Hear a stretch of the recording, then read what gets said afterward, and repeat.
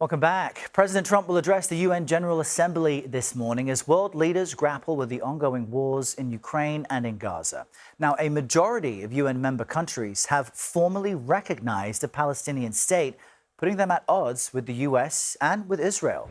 CBS News Chief White House correspondent Nancy Cordes is at the UN with more on this and other big headlines. Good morning, Nancy. How is the push for Palestinian statehood putting pressure on President Trump ahead of his speech this morning?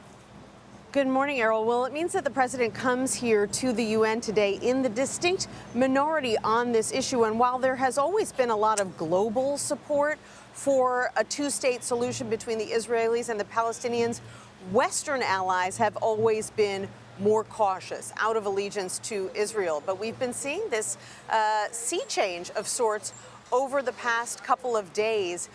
You've had the UK, Portugal, Canada, France all declare their recognition of a Palestinian state amid this two-year war, tens of thousands of people killed, famine declared in Gaza. And the French President Emmanuel Macron saying here yesterday that the time has come to do justice for the Palestinian people.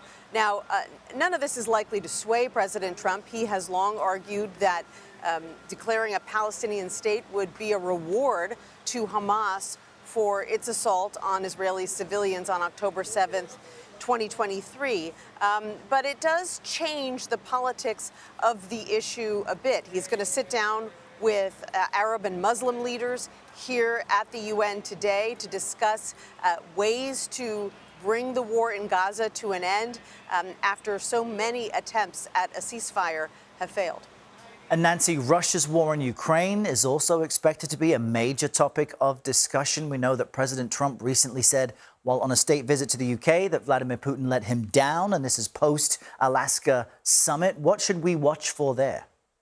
Well, there's actually going to be a meeting today, Errol, of the UN Security Council, an emergency meeting because of all these suspected Russian drone incursions into European airspace over the past few weeks. Poland, Estonia, Denmark, Norway have all reported what they believe are Russian drones in their skies. This is a cause of great concern in Europe. They say that it is a provocative move by the Russians, that they are testing European resolve. The Russians, of course, deny it.